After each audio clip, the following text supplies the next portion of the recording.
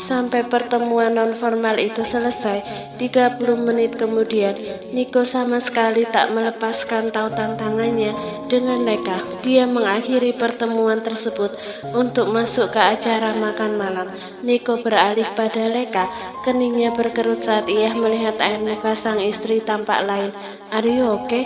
Tanyanya ingin tahu bagaimana dia bisa baik-baik saja jika selama meeting dia hanya jadi pendengar. Bukan apa-apa, Leka hanya jenuh, bosan, meski dia terharu dengan sikap suaminya yang walaupun lelaki itu fokus berdiskusi, dia tetap menganggap keberadaan Leka dengan terus menggenggam tangannya. Bagi Leka setidaknya, jika dia dibiarkan berpisah meja sendirian, maka hal itu akan jauh lebih baik.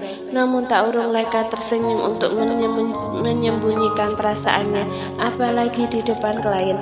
Leka tak ingin menjatuhkan citra sang suami di depan ketiga orang tersebut. "Aku tidak apa-apa, tapi aku mau ke toilet dulu," ujar Leka meminta izin. "Mau ku antar?" Mata hasil milik Niko masih tertuju pada Leka, menatapnya dengan tatapan lembut. Leka terkekeh dan berdiri. Pada akhirnya, Niko mengangguk dengan mata mengantar kepergian Leka hingga punggung ramping itu hilang seiringan dengan pintu yang tertutup. Leka mengecek penampilannya sesaat pada cermin besar di dalam toilet. Kemudian, dia memasuki salah satu dari 4 bilik toilet yang berjajar. Leka baru akan mendekati kloset duduk saat terdengar pintu utama ditutup sangat keras dan seseorang menguncinya. Dia terperanjat ketika ada sesuatu yang terjatuh atau mungkin didorong dengan begitu keras ke lantai. "Sekarang kau mau lari kemana lagi, ha?" teriak seorang lelaki. Lalu disusul dengan suara tangisan seorang perempuan. Maafkan aku tidak bermaksud lari darimu. Hatiku sangat lelah, jadi aku ingin menyendiri sebentar aja." "Tetap saja kau berniat menghindariku, bitch." Tangan Leka bergetar mendengar keributan yang terjadi di luar. Jantungnya bahkan berdetak cepat saat suara cambukan menggema terus-menerus diiringi teriakan dan tangisan perempuan. Bukan hanya cambukan sepertinya, Wanita itu pun ditampar dan dibanting ke tembok atau ke lantai berkali-kali. Leka terjebak di dalam ruangan kecil itu. Apa dia harus keluar dan melerai keributan tersebut? Leka berpikir sesaat.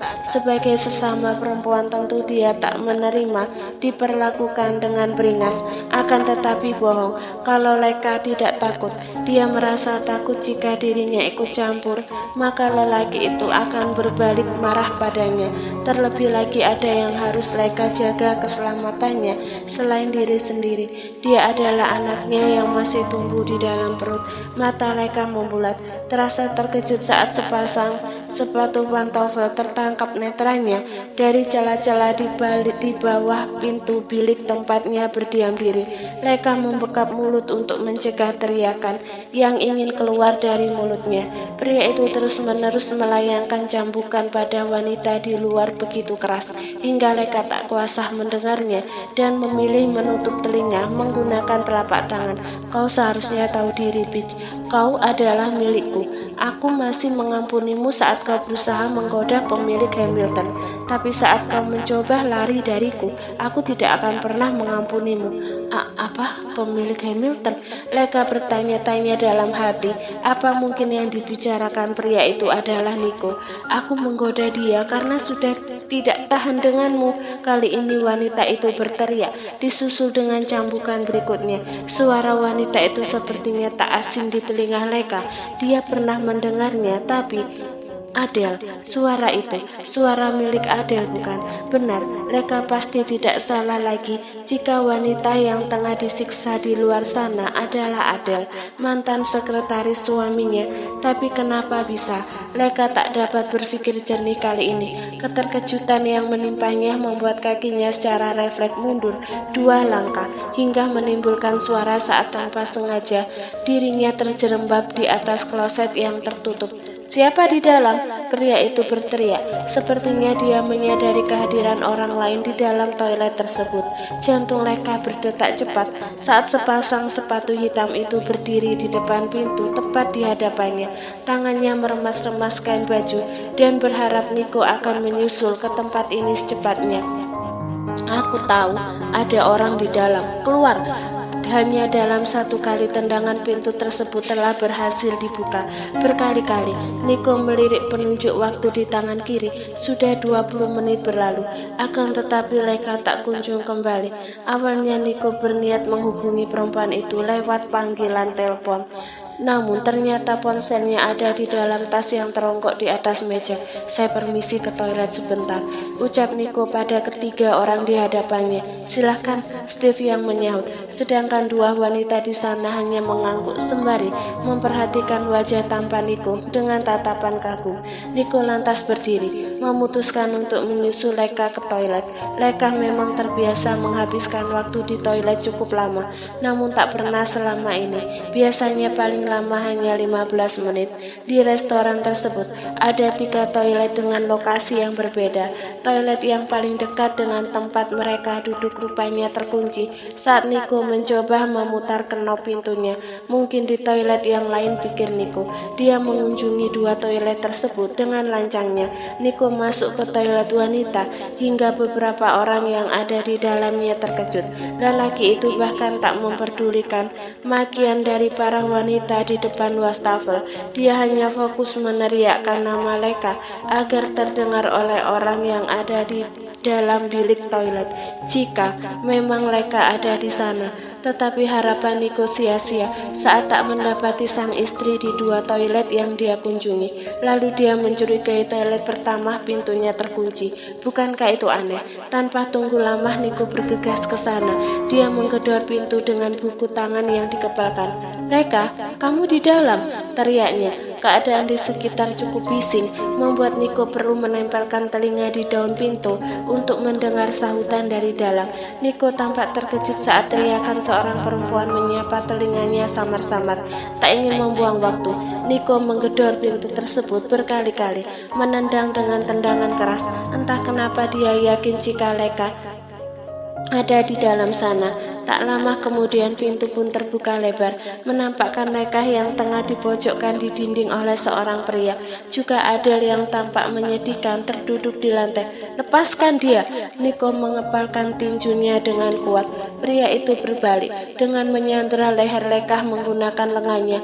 Tapi alangkah terkejutnya pria itu ketika orang yang dia dapati adalah Niko. Tentu dia mengenali siapa Niko sebenarnya. Bukan kau pemilik AX Group?" Niko menatap pria itu dengan tatapan tajam. "Lepaskan istriku." "Tidak, dia menyaksikan semua perbuatanku. Aku tidak akan melepaskannya." Amarah Niko tak lagi dapat ditahan. Gigi-giginya menggeletuk marah seraya mengeluarkan ponsel dari saku jas dan menghubungi Jonathan. "Baiklah, kalau memang itu mau, say goodbye to your company," desisnya tajam. Pria itu tampak terkejut. Dia sangat tahu jika ancaman Niko tak main-main. Hamilton Company bahkan bisa menghancurkan perusahaan manapun dalam sekejap mata. Pada akhirnya pria itu melepaskan Leka dan memohon agar Niko membatalkan niatnya. Leka merasa hidupnya telah kembali saat ini. Dia berada dalam dekapan sang suami. Seketika kenyamanan dan rasa aman melingkupi dirinya dengan erat. "Ada yang terluka atau sakit?" tanya Niko khawatir. "Nggak ada yang. Dia belum sempat melukaiku." Niko menghela nafas lega dan segera membawa Leka keluar. Akan tetapi suara Adele yang memanggilnya mampu menghentikan langkah mereka. "Tuan, mohon tolong saya. Dia melukai saya dan saya ingin lepas dari..." "Diam!" Pria yang berstatus sebagai kekasihnya tersebut berteriak untuk menghentikan kalimat Adele. Tanpa dijelaskan pun Niko tahu apa yang terjadi di antara mereka, tapi Niko tak mau ikut campur terlebih lagi. dia masih mengingat apa yang telah dilakukan Adele pada Feli. Nico melanjutkan langkah, tapi langkahnya harus kembali tertahan oleh Leka. Yang, ayo kita selamatkan dia. Nico tampak terkejut mendengar hal itu. Gak usah ikut campur, itu urusan mereka. Tapi kasihan Adele, yang kamu gak lihat kondisi dia. Lagi pula tadi Adele melindungiku saat pria itu mau mencambukku karena marah. Ya, itu benar. Adele merelakan punggungnya terkena cambukan ikat pinggang pria itu untuk melindungi Leka. Dan Leka sendiri tak percaya jika Adele melakukan hal itu untuknya. Nico benar-benar tak mengerti dengan jalan pikiran Leka yang ingin menolong Adele, padahal wanita bule itu telah berbuat seenaknya pada Feli hanya untuk mendapatkan perhatian Nico. Tatapan memelas Leka yang menjadi kelemahan Nico akhirnya berhasil membuat lelaki itu mau mengabulkan keinginannya sebagai sesama perempuan. Leka tak sampai hati membayangkan Adele akan disiksa terus-menerus seperti itu. Terlebih lagi hati Leka terenyuh oleh Adele yang tanpa diduga justru malah menolongnya dari perbuatan kasar pria tersebut. Terima kasih banyak Tuan, terima kasih telah menolong saya, ucap Adele dengan diiringi tangisan di wajahnya. Tampak banyak memar dengan setitik darah yang telah mengering di sudut bibir. Saat ini mereka sedang ada di parkiran sebuah kantor polisi, sedangkan pria yang menjadi kekasih Adele berada di dalam sel tahanan untuk ditindaklanjuti atas perbuatan kekerasan. Tentu saja hal itu atas perintah Nico yang telah berbaik hati mau menolong mantan sekretarisnya. Kalau bukan karena istriku yang meminta, aku tidak akan pernah mau menolongmu. Suara Nico terdengar dingin. Tangannya masih merangkul pinggang Leka dengan erat, seolah takut ada yang akan berbuat jahat lagi dengan istrinya tersebut.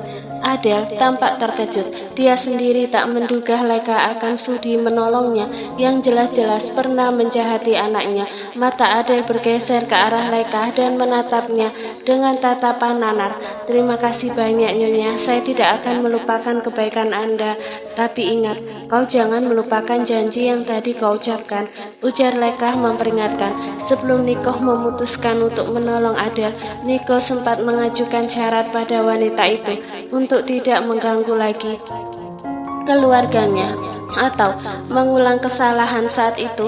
Adele langsung menyetujui syarat tersebut.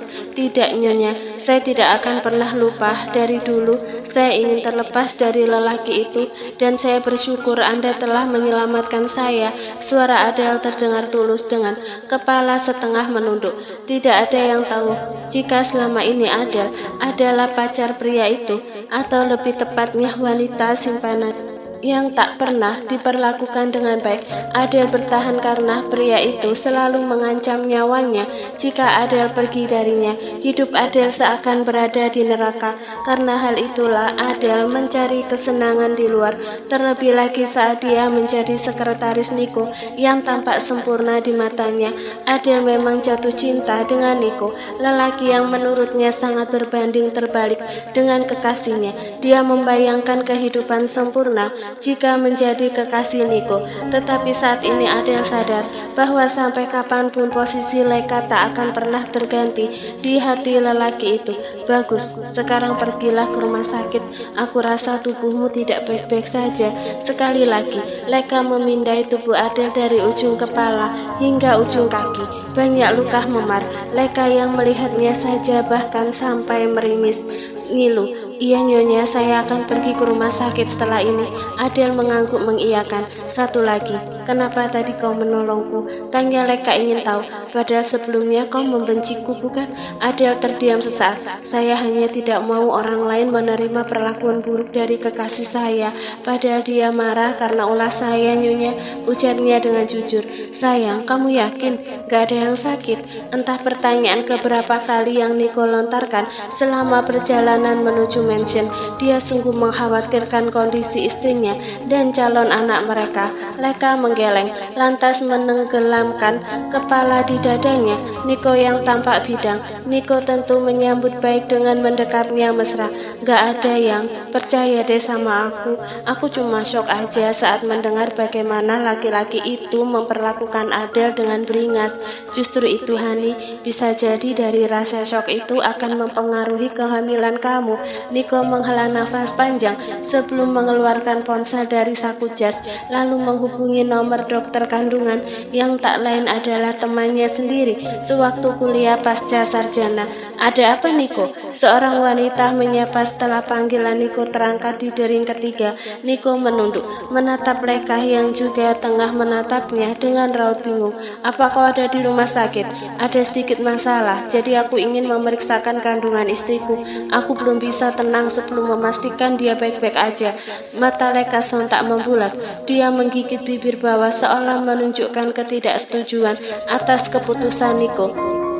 Tetapi Leka tak bisa berbuat apa-apa saat sikap otoriter lelaki itu timbul. Sayang sekali, tapi aku sedang ingin berlibur hari ini.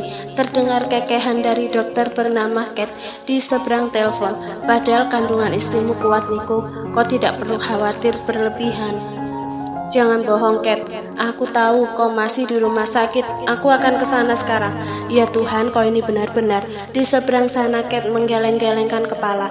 Kau menggangguku juga saat kalian akan pergi honeymoon dengan datang ke mansionmu. Padahal tidak ada masalah dengan bayi di perut istrimu itu Niko.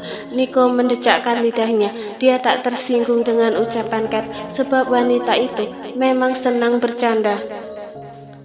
Tunggu saja di tempatmu, 30 menit lagi aku sampai. Pungkas Niko. Dia sempat mendengar Kate tertawa sebelum memutus sambungan. Setelah panggilan berakhir, Niko memasukkan kembali ponsel ke dalam saku jas yang teronggok di atas jok mobil. Kita ke rumah sakit, titah Niko pada sang sopir. Baik tuan. Niko kemudian beralih fokus pada sang istri yang masih menatapnya dengan kening berkerut. Kamu beneran mau bawa aku ke... Jari telunjuk Niko menempel di bibir Leka. Jangan protes, larangnya. Dan sudah berapa kali aku peringatkan jangan menggigit bibirmu di depanku seperti tadi. Leka tergelak, bukannya gugup atau takut, dia malah menggigit bibirnya kembali. Seperti ini. Niko memaki dalam hati melihat Leka yang tengah memancingnya. Tanpa banyak kata Niko menarik Leka untuk menyatukan dengan kuat, lalu seolah tak peduli pada sopir yang tetap fokus pada kemudi. Sudah kubilang kandung aja, tapi tidak ada masalah. Tidak ada masalah apapun. Kini Niko bisa menghela nafas dengan lega setelah memastikan sendiri kondisi kehamilan Leka. Kekhawatirannya terganti oleh perasaan haru ketika ruangan Kate dipenuhi oleh suara detak jantung calon anaknya. Sedangkan matanya terasa memanas saat menatap bentuk janin pada monitor. Aku tidak sabar ingin segera bertemu dia. Niko bergumam seraya menggenggam tangan Leka yang tak terlepas sejak tadi. Leka tak sanggup berkata-kata, entahlah dia begitu bahagia di kehamilan keduanya ini. Kasih sayang Niko tercurah pada anak mereka sejak dalam kandungan tentu berbeda dengan kehamilan pertama. Hari-hari Leka terasa sepi, bahkan pergi ke dokter pun hanya ditemani Bi Asri. Namun Leka telah mengikhlaskannya. Masa lalu tak perlu diratapi, bukan? Toh saat ini Niko telah membayar kesalahannya dengan memberi perhatian lebih pada dirinya dan juga Feli. Kau yakin tidak mau tahu jenis kelaminnya? Tanya Kate dengan raut menggoda. Penasaran? Tapi Niko telah sepakat dengan Leka untuk tidak bertanya mengenai jenis kelamin, biar surprise katanya. Jangan menggoda aku, Kate. Aku tetap pada keyakinanku. Kate terkekeh lalu kembali ke mejanya. Setelah pemeriksaan USG selesai, Niko membantu Leka menuruni ranjang dengan hati-hati. Kau anak dalam foto itu, bukan? Mata Kate memicing pada Leka yang kini duduk di hadapannya seolah tengah mengingat-ingat. Ya, foto apa? Tanya Leka Leka penasaran. Aku ingin bertanya mengenai hal ini saat dimention, tapi aku tak punya waktu. Pandangan Kate beralih pada Nico yang sedang menatapnya penuh tanya. Anak yang kau bilang keponakanmu yang berusia 13 tahun. Aku masih ingat foto anak itu selalu ada di dalam dompetmu. Rasanya istrimu sangat mirip dengan dia. Nico berdeham pelan. Tentu, dia ingat foto tersebut. Nico tak pernah cerita pada Leka karena hal itu sangat memalukan. Detik berikutnya Nico mengangguk tanpa ragu. Kau benar, istriku memang anak itu, tapi kami tidak punya hubungan darah, jadi aku menikahi dia. Ah, begitu rupanya. Kate tersenyum dan melarikan pandangan ke arah Leka, melihat raut kebingungan dalam wajah pasiennya.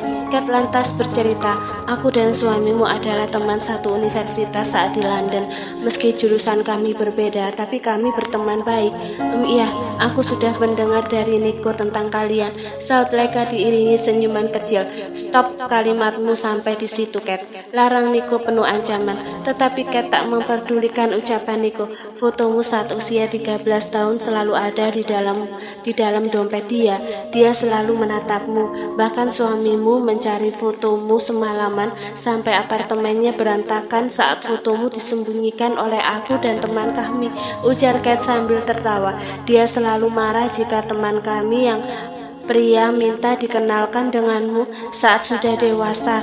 Sekarang aku tahu alasan dia marah. Tawa Kate masih menggema di ruangan tersebut. Benarkah? Mata Leka mengerjam-ngerjam berkali-kali. Benar-benar sulit dipercaya. Pasalnya Nico tak pernah menceritakan hal itu padanya. Nico tampak salah tingkah, pasrah saat Kate melanjutkan lagi cerita tentang kekonyolannya ketika jatuh cinta pada anak kecil yang terpaut usia cukup jauh.